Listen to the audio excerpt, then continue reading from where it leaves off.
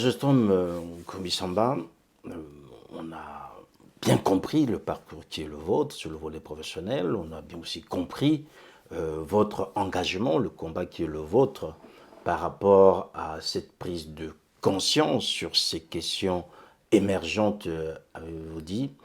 Nous avons vu sur les réseaux sociaux, il y a quelque temps, vous avez lancé une cagnotte Litchi pour trouver des solutions par rapport à un problème qui est personnel. Alors, vous me permettez que nous en abordions ici parce que en lisant ce qui est marqué sur cette cagnotte Litchi, on a compris que non seulement il y avait cette situation qui vous impactait, mais en même temps, vous nous proposiez un testament numérique. Est-ce que vous pouvez nous en dire un peu plus? C'est vrai que depuis un moment, donc j'ai pris la décision d'aller de l'avant en publiant sur les réseaux sociaux, comme vous l'avez dit, en fait, c'est ce que j'ai appelé le testament numérique. En faisant le testament numérique, les mots ils n'ont pas été choisis au hasard. Ça fait partie de ma vie, mais aujourd'hui, ma vie privée et ma vie publique, en fait, se rejoignent dans le cadre du projet que je mets en place. Et comme on l'a dit tout à l'heure, vous avez parlé de la francophonie, mais en fait, j'ai fait l'essentiel de ma carrière au niveau de la francophonie, où je suis resté pratiquement 20 ans. Donc, ça suppose que lorsque je rentre à la francophonie, je suis dans la trentaine. Je venais de terminer mes études et puis j'ai été recruté à la francophonie. Et avec ce recrutement, parmi les impératifs qui m'étaient imposés, c'était justement de ne pas faire les plateaux télé pour dire ce qu'il en était, ce que je faisais, et puis prendre des ordres ici et là. Donc, Donc un droit de réserve, droit de réserve, comme vous l'avez dit. assez strict en plus. Hein. Voilà, donc j'ai été strict, donc j'ai été levé donc, avec ce, ce droit de réserve, et puis j'ai apporté toute mon expertise. Et c'est parce que je travaillais à la francophonie, et c'est parce que mon salaire me le permettait, et que de toutes les façons j'avais eu l'assurance que je pouvais aller jusqu'à ma retraite, que j'avais pris l'option pour mettre ma famille à l'abri, de prendre un crédit pour acheter un bien immobilier. Donc j'ai pris le crédit, j'ai acheté le bien immobilier, j'avais le salaire qu'il fallait pour pouvoir le payer jusqu'à ma retraite.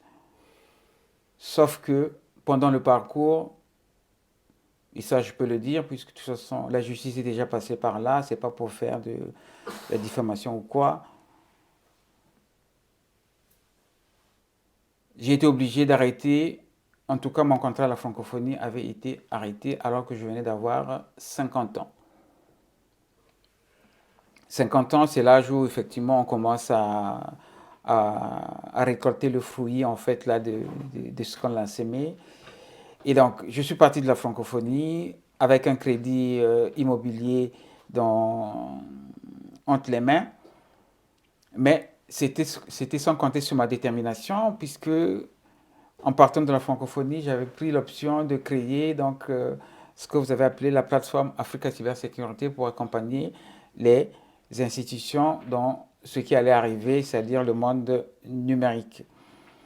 Il faut le dire, donc j'ai utilisé tout mon patrimoine financier que j'avais, non seulement pour pouvoir faire ma formation, et par la suite aussi faire les premières actions qu'on va appeler aujourd'hui les actions citoyennes.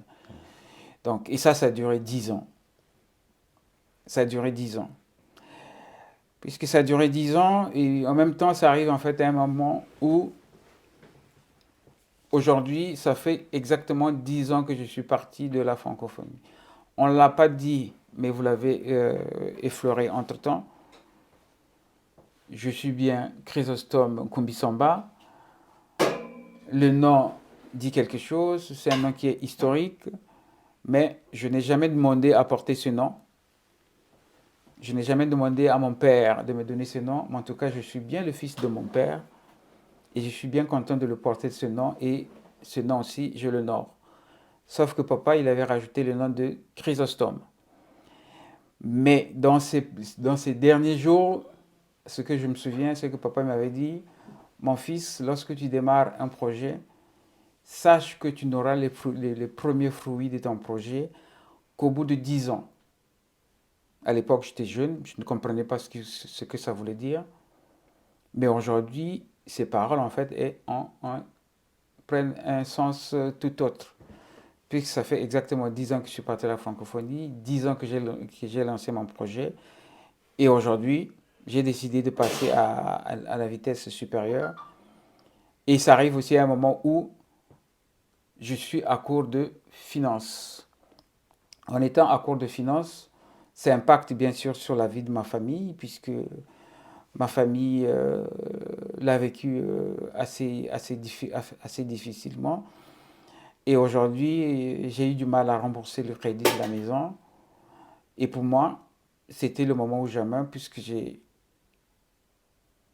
il me faut être entrepreneur en la matière, avec tout ce que j'ai eu dans tout le parcours que j'ai eu à parfaire. Il fallait passer à lancer quelque chose d'innovant. Je le dis qu'avec le numérique, tout est possible. Et c'est là où est venue naturellement donc l'idée de testament numérique. Testament numérique tout simplement pour dire qu'à partir de maintenant, le projet étant arrivé à maturité et que je me consacrais essentiellement pour la suite la suite de ma carrière et puis la suite de ma vie aux questions de numérique, mais dans l'intérêt du peuple. Donc le numérique de confiance au service de l'évolution des peuples. Voilà. Alors, par rapport à ce testament, vous avez évoqué tout à l'heure une question personnelle liée à un bien immobilier que vous risquez de perdre aujourd'hui. Il y a une cagnotte qui a été ouverte. Est-ce que, en faisant cette démarche, en rendant public cette situation personnelle, vous ne craignez pas pour votre réputation? Bien au contraire, parce que, bien au contraire, et c'est pas une décision qui a été facile pour moi, ça c'est sûr, mais j'ai été confronté aussi du fait que le numérique fait partie de notre vie et tout le monde aujourd'hui a un téléphone et utilise ce qu'on appelle, je ne citerai pas le nom, en tout cas un réseau social américain.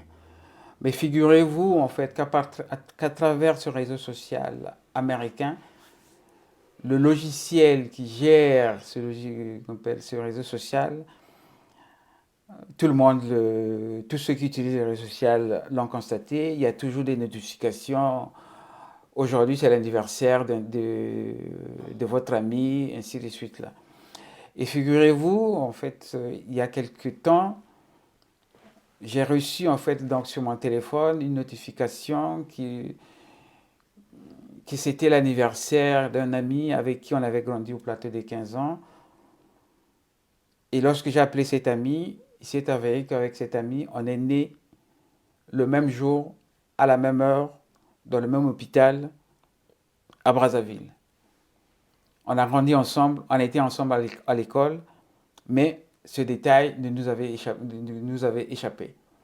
Et c'est le réseau social en fait qui a permis à ce que qu'on puisse faire cette corrélation. Tout ça pour dire que tout ce que nous mettons sur les réseaux sociaux, d'une manière ou d'une autre, ça va nous revenir, soit pour nous désociabiliser, ou en tout cas pour être à la merci des autres. Et force de ça, je me suis dit, écoutez, de toute façon, si je le mets, sans vouloir rentrer en concurrence avec, ou en tout cas faire la guerre avec le réseau social, aujourd'hui, vie privée, vie publique, il faut savoir définir le cadre et c'est tout le monde qui a accès et on n'a pas d'autre choix que d'y aller. Donc à ce moment-là, j'ai mis, et il faut bien des précurseurs et je pense que je serai le précurseur là-dedans. Mais au-delà de ça, je voulais aussi tester quelque chose. Est-ce qu'avec le numérique, nous restons humains et solidaires? Je pense qu'avec cet acte que je viens de poser en disant, OK, je suis dans une situation, les amis qui m'ont connu, les amis avec qui j'ai échangé, à défaut de les retrouver, je pense qu'en fait là, au travers de ce que je viens de faire, ils se reconnaîtront et à ce moment-là, ben, j'attends leur soutien et puis leur geste de solidarité. Alors, il faut dire que Chrysostome Nkumbisamba, l'humanité et la solidarité auxquelles vous faites appel signifie concrètement, pour ceux qui vous connaissent, et même pour ceux qui vous découvrent aujourd'hui, cela signifie et consiste surtout à apporter une aide financière. Depuis que vous avez lancé cette cagnotte, pour ceux qui nous suivent en ce moment, vous pouvez voir, hein, vous avez le lien sur Ziana TV, vous pouvez cliquer si vous êtes touché par ce que nous dit notre invité aujourd'hui pour apporter votre contribution.